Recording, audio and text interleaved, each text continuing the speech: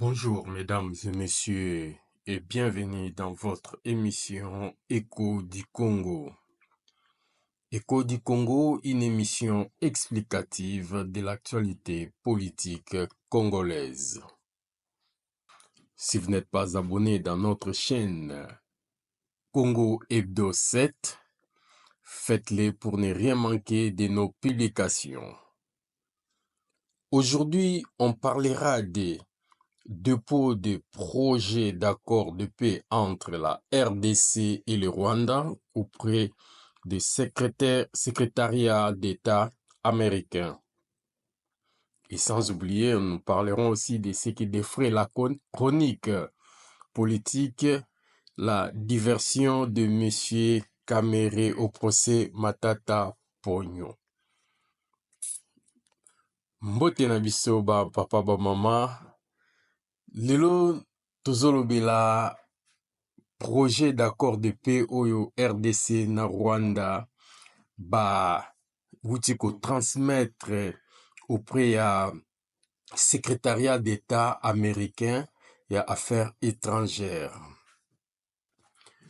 Neti bayokanaka na le 25 avril lors de la signature d'une déclaration de principe que les deux parties bakei kosala moto na ngambu na ye projet ya paix oyo ekozala entre 3 semaines oyo eza liboso na biso ekozala très examiné mutuellement na direction toujours ya Marc Rubio, délégation ya RD Congo dirigée par le ministre des Affaires étrangères Madame Wagner, na délégation ya Rwanda où ils a dirigé na ministre ya Affaires étrangères Olivier Ndungire, bakokutana na États-Unis le 3 prochaines semaines pour na ba examiner chaque projet ou chaque partie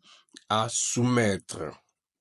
Du côté Rwanda, nalandi Olivier Ndungire, ministre ya Affaires étrangères ya Rwanda, oyo azako CCT ko marteler sur sécurité ya pays na bango ya frontière na bango na extermination ou na ko traquer ba FDLR. Pona bango FDLR ezana no coexister, pona bango FDLR ezana no actif, pona bango FDLR ekokiko renverser régime ya Paul Kagame, pona bango FDLR eza mobile oyo eza ko pousser ba présence na bango na RDC. Yango bomoni na accord de principe ba parla ki volet sécuritaire. Volet sécuritaire eza chaque partie aya na proposition pona ko azala sécurisé pona ko traiter sur sécurisation ya frontière nae. Donc Olivier Ndungire azo martelé yango et puis alors biso nyonso toyebi ke Rwanda a respectaka ba accord te ayaka na ba signature te ndenge asalaki na Rwanda. Olivier Ndungire alobi na Rwanda soki bayaki te, c'est parce que le gouvernement congolais avait été catégorique, a refusé qu'on négocie naba M23 AFC. Mais Moutouneza Hermo Komituna, pourquoi le Rwanda se préoccupe tant na sort ya M23 AFC si est seulement bazali ba vrai Congolais? Romona karake baza kolinga ko tourner batu en bourrique. Baza ko zoba batu. Oto barana lingala bazo zoba batu. Oto yaki te po RDC. Abande kolinga ko négocier te na AFC M23. Mais bino objectif na bino eza FDLR ou bien M23 AFC. Une raison de plus où ils ont l'accès que M23 AFC égale Rwanda. Égale Rwanda. Mais cette fois-ci, Olivier Ndungire alobi, baza convaincu neti processus ya Doha est en cours et que RDC a changé fusil d'épaule, que andimi ko négocier na M23 AFC, bango pe bako tala ba proposition projet d'accord de paix oyo Congo ako proposé na oya bango, bako traiter yango mutuellement. Et dans les 3 prochaines semaines, ce qui va traiter yango ici, c'est alors qu'il y aura signature et accord de paix. Donc, si on peut espérer accord de paix, peut-être signé début juin dans Washington, na Maison Blanche, en présence. Tant que ko signé accord, c'est le président rwandais Paul Kagame o azako engagé Rwanda ye muta kozala présent pour na ko signer accord de paix. Ndenge moko pe lolenge moko pe président Tshisekedi azako engagé RDC akozala présent pour na ko signer ba accord de paix. Union africaine pe ba ozanga te parce que ndenge tolobaka au conflits africains ezana ba africain bango moko fo ba traiter yango po ebimate ke accord wana eza Washington ye moko mutu a tambusi processus oyoyo nde omoni présence ya Union africaine pe kozala a co-signé pe comme témoin le lenge moko pe États-Unis a co-signé comme témoin. Mais cette fois-ci le Rwanda sera là. Il sera là pourquoi? Parce que aza sous pression internationale. Ba sanction za ko la kaebe mbula oyo eza ko toucher économie na ye. Même ba minéraux yango oyo ye aza ko yiba na STRDC. Voya ko bimisa ko teka yango ezozala lisusu te parce que mutu nyonso akomi ko banga minéraux nyonso oyo ezowuta na Rwanda. D'où économie na ye ya Rwanda. Eza ko koma affecté. Ezako koma affecté. Moya sa la business na ye susu ya mayuya ya lokute ya kimuyibi ya koboma ezate. Et puis prétexte na ye o abandaki kozwa ya FDLR comme ekozala traité na Washington ces 3 dernières semaines. Donc Congo azo vidé Rwanda na ba prétexte. Donc tout sera traité et à cause de la na mobilité prétexte à kokende côté quand le monde que si je suis à l'est de l'ère des Congo c'est parce que FDLR a actif c'est parce que le gouvernement congolais soutient soi-disant FDLR. Donc espérons que cette fois-ci ils ont accord de paix moko durable ou kozala trouvé et que STRDC est retrouvé kimia ba déplacer des guerres bazonga peuple est à Congo à vivre na paix à jouir na ba droit na ye nyonso. Mais il faut être toujours vigilant avec le Rwanda. Le gouvernement congolais, il faut bakisaba militaire toujours prêt à combattre durant tant de négociations zokende 3 prochaines semaines. Achamanduki atondi sabasoda parce que on ne sait pas avec le Rwanda broki kolomkana tongo lobi boki ayaki na epete ko signé. Boki a frappé les sous. Parce qu'encore divertir bino bozo kene na accord boza focus na Washington que sika processus ezako kende ezako tambusama menzoka ye koto azo renforcer ba militaire azo renforcer armement et que jour à frapper boyoki lisusu ye wana akomi tansu na kisangani. Donc le gouvernement congolais, service de renseignement congolais, il faut être vraiment prudent, travailler balalate de façon que Munguna a dévancé bangote na terrain. Parce que plus na terrain, Munguna bandako botola mabele akobando ya pe na ba exigence ebele na négociation. Or ce qui la RDC to contenir ye a avancer te ou soit to repousser ye akozala pe na moins ya ba demande na négociation. Donc la RDC, le président Tshisekedi, le gouvernement congolais, il faut bazala prudent devant le Rwanda. Il est très malin et rusé. Conflit entre Assemblée nationale et la Cour constitutionnelle sur l'affaire Matata Ponyo, procès Bukangalonzo. Le 23 avril dernier, Matata Ponyo aboyaki koya na procès naye suite à la déclaration oyo président de l'Assemblée nationale M. Vital Kamerhe alobaki que Matata akoki kozala poursuivi te sans que Cour constitutionnelle a komela bango po basala levé ya immunité ya Matata Ponyo. Matata a profitaki na occasion yango parce que aza champion ya kobenda makambo nyonso milai a profité na badiri ya Vital Kamerhe yango ayaki te na procès na ye. Mais Cour constitutionnelle ekokaki ko telemate po Matata yete to nini ba ko accuser na ye ba ete. Mais Cour constitutionnelle esalaki jugement par défaut.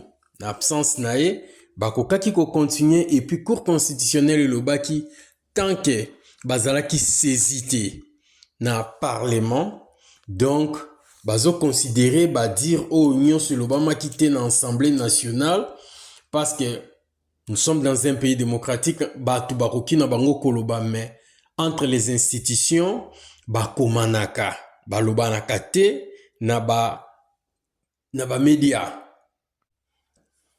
Et à notre grande surprise tomoni biso nyonso na ba médias na réseaux sociaux lettre ya Assemblée nationale batinde les cours constitutionnels qu'il faut à respecter procédure à senga lever à immunité à Matata Ponyo avant à continuer na procédure. Vraiment etie batu na confusion totale. Procès Bukangalonzo est un procès au ebandaki avant Matata Ponyo akoma député national.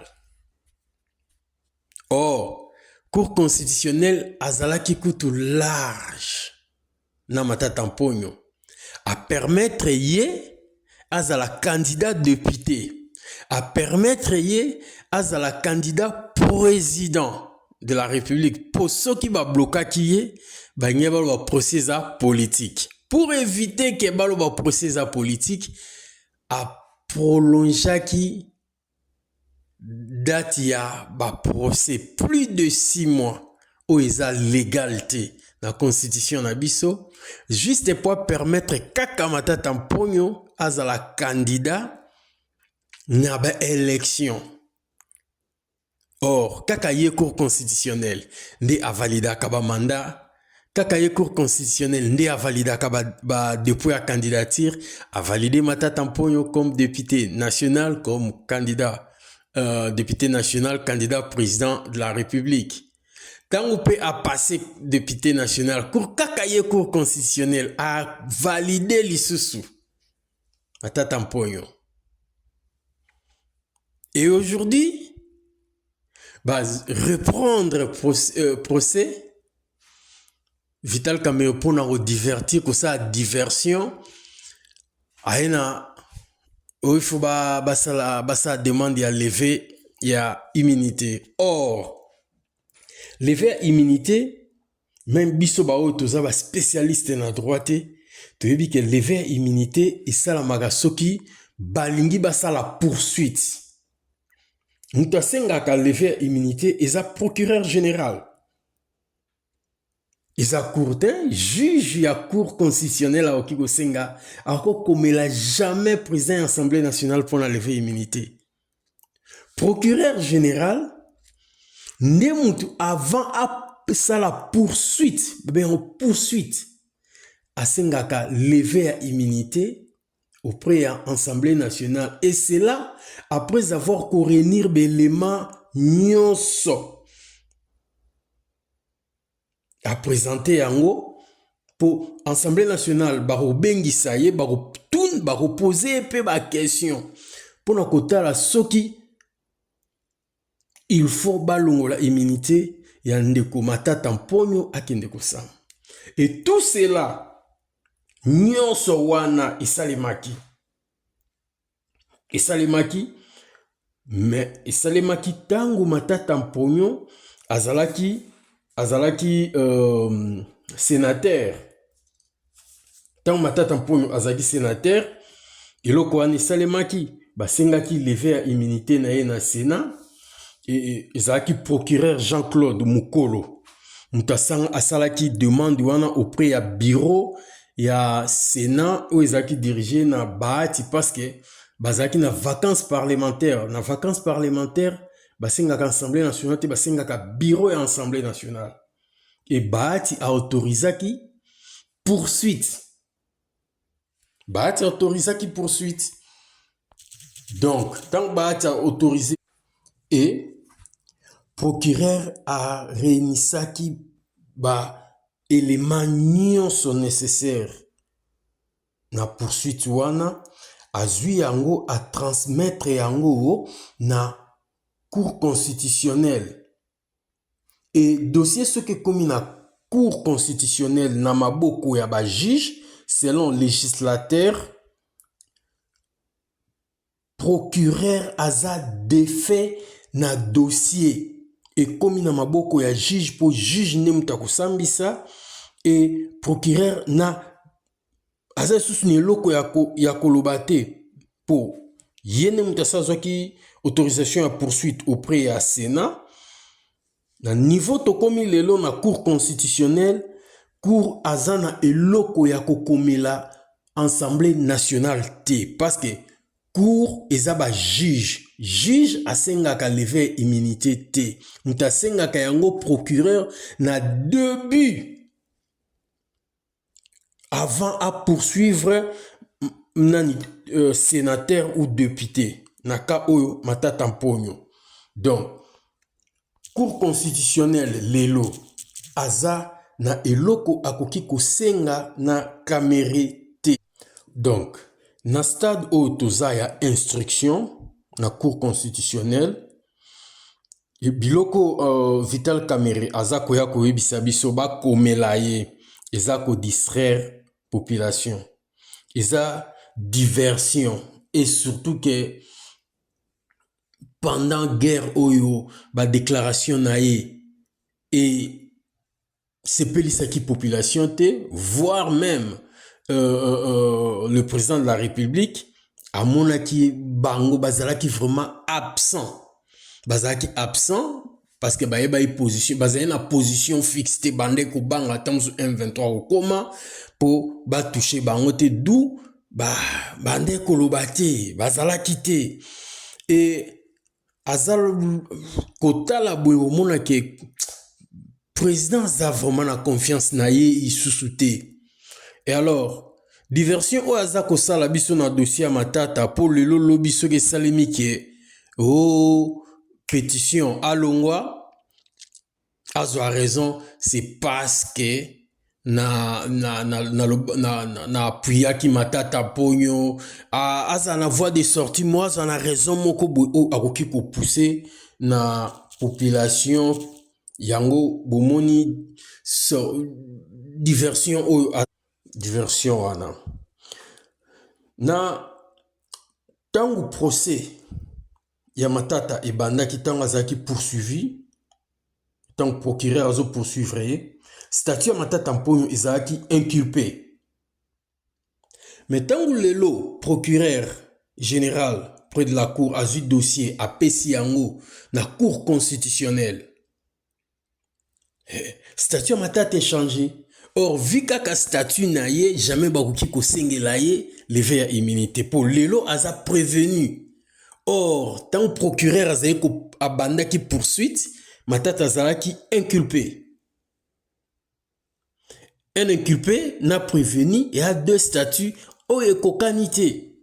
Donc, Vital Kamerhe, c'est un économiste, a entouré un éminent professeur de droit, à se renseigner. Même ceux qui botali, les professeurs rapporteurs Njoli, na sorti nae na Top Congo, abandé ko liambanga.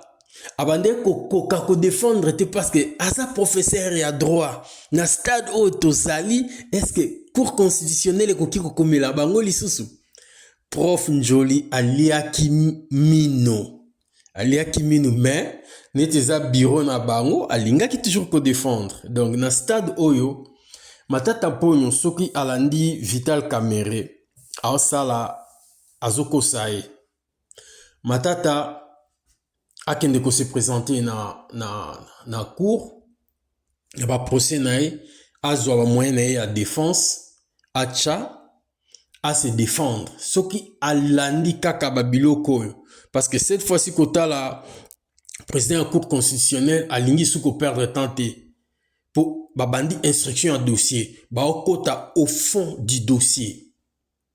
Donc ceux qui a bandi causal absent bako jugé par défaut et puis ils ont la cour constitutionnelle a okweisama neti ye mutu asengaka audit na IGF neti ye mutu aseraka sentir alaki pantalon abimi na TV abina zongi awapona na yako défendre innocence nangai neti ye mutu a déclenchaki ba makambu nyonso neti ye pe mutu ageraka projet Bukanga Lonzo, ole atikela ba ministre tutelle. ministre a géré dossier nae, ya giraka ngoye moko. Alors, azala devant juge nae, ou eza cour constitutionnelle, parce que azalaka rôle banda ko jouer n'importe quoi, azalaka premier ministre. A qui ko se défendre? S'il a ses moyens, Aubimanae victorieux. Si ce n'est pas le cas, Duralex, c'est de l'ex. Donc, Matata Ponyo, kende justice yana instrumentalisé te, au moni batanyo so ba pesa kio pona ozala candidat ba permettre yo so kende ko se présenter. Merci na ba ebanso balandi émission na biso Écho du Congo ya télévision na bino Congo Hebdo 7. Beau s'abonner et belé, appuyez bouton et la notification pour ozangate ba émission nabiso. Bientôt tu retiens la bine émission mususu o ezali sur patriotisme. Bokolanda yango tang mususu lobby, botika la malamu o mboka wabino mbala ya sima. Tokoya liboso ya ba etando na bino, kopesa bino lisusu ba actualité ya sika. Merci.